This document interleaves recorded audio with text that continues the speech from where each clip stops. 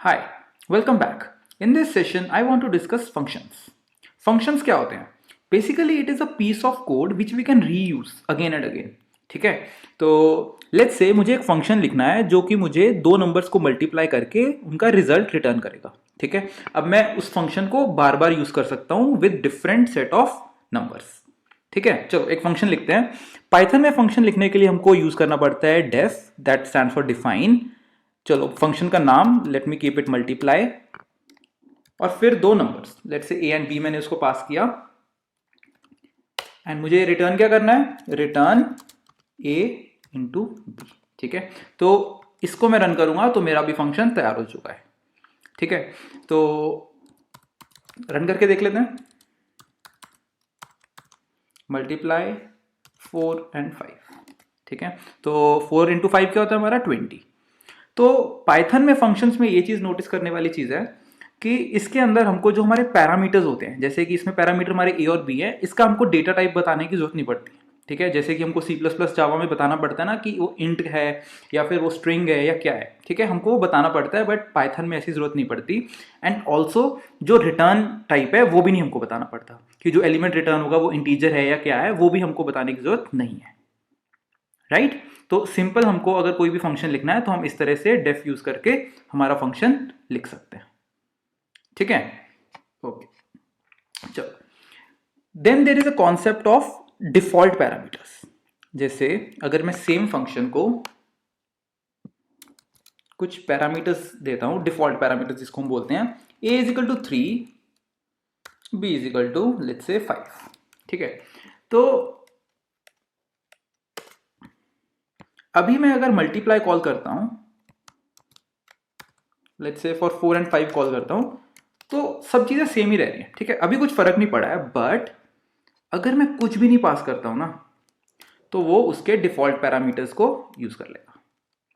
Right, सी इस बार हमने ए और बी की वैल्यू पास नहीं करी, तो उसके जो डिफॉल्ट वैल्यूज थी दैट इज 3 and 5 उसने यूज किया और प्रोडक्ट हमको 15 रिटर्न कर दिया.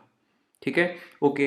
अगर मैं ए की वैल्यू पास कर दूं लेट्स से 10 और बी की वैल्यू पास ना करूं, तो क्या होगा, तो जो ए की वैल्यू है वो तो वो 10 ले लेगा, लेकिन जो बी की वैल्यू है वो डिफॉल्ट वैल्यू ले लेगा जो हमने 5 ऑलरेडी ऊपर डिफाइन कर रखी है. तो आंसर इसका आ जाना चाहिए 50.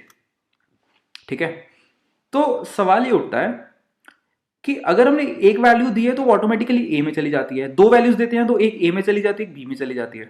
व्हाट इफ अगर मैं चाहूं कि मैं ए की वैल्यू दूं और वो बी के लिए दूं. ठीक है, तो ऐसे तो नहीं दे सकता बिकॉज जब मैं एक वैल्यू देता हूं तो वो तो ए में चली जाती है. तो इसके लिए हम लोग क्या करते हैं, b इज इक्वल टू 10 लिख देंगे. तो इस बार जो वैल्यू होगी वो हमारी b के अंदर चली जाएगी और a की वो डिफॉल्ट वैल्यू उठा लेगा. ठीक है, आई होप ये वाली चीज क्लियर है. एक चीज और डिस्कस कर लेते हैं कि अगर हमारा फंक्शन दो वैल्यूज रिटर्न करता हो, लेट्स से वो हमारा मल्टीप्लाई भी करता है एंड डिवाइड भी करता है, दो चीजें रिटर्न करता है. बेसिकली उनका प्रोडक्ट और उनका जो डिवीजन है वो भी दोनों चीजें रिटर्न करता है. तो लेट्स से दो नंबर्स लिए उसने ए और B and it returns A into B as well as it returns A divided by B. तो इस केस में हम क्या कर सकते हैं, चलो मैंने इसको पास किया 5 and 6. तो अभी मैं इसको दो वेरिएबल्स में सेव कर सकता हूँ, let's say x comma Y, तो दोनों में उनको स्टोर कर सकता हूँ. तो आई विल गेट x में मेरे पास 30 आ जाएगा एंड y में मेरे पास 0.833 आ जाएगा. ठीक है, परफेक्ट है, ओके. तो बट व्हाट इफ अगर मैंने ये जो वैल्यू फेच करी है वो मैं एक ही वेरिएबल के अंदर लेता हूँ. ठीक है, अगर मैं बोथ के अंदर ले लेता हूँ, दोनों चीजें एक ही वेरिएबल में लेता हूँ, तो अब क्या होगा, अब जो मेरा बोथ होगा तो ये एक टपल होगा. ठीक है, अगर मैं टाइप चेक करूं बोथ का तो मेरा एक टपल होगा. तो अगर मुझे उनका डिवीजन चाहिए, सॉरी प्रोडक्ट चाहिए, तो मैं बोथ 0 कर दूंगा, और अगर मुझे उनका डिवीजन चाहिए तो मैं बोथ 1 कर दूंगा. नेक्स्ट एक डिफरेंट टाइप ऑफ फंक्शंस मैं डिस्कस करना चाहता हूं, दोज आर लैम्डा फंक्शंस.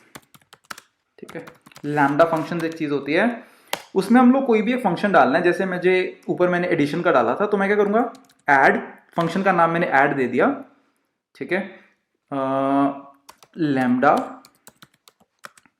उसके पैरामीटर्स ए एंड बी, और जो वो रिटर्न करेगा that is A plus B.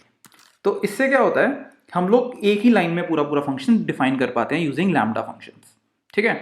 Okay, so add 5 6, तो मुझे मेरा आंसर 11 मिल जाएगा, ठीक है। सिमिलरली चलो अगर मुझे स्क्वायर के लिए लिखना है, एक फंक्शन का नाम रख देता हूं स्क्वायर, लैम्डा ए मिलेगा उसको, और वो मुझे ए का स्क्वायर करके वैल्यू रिटर्न कर देगा, ठीक है। सिमिलरली अगर मैं रन करता हूं स्क्वायर ऑफ 5, तो आंसर क्या आना चाहिए मेरे पास, 25।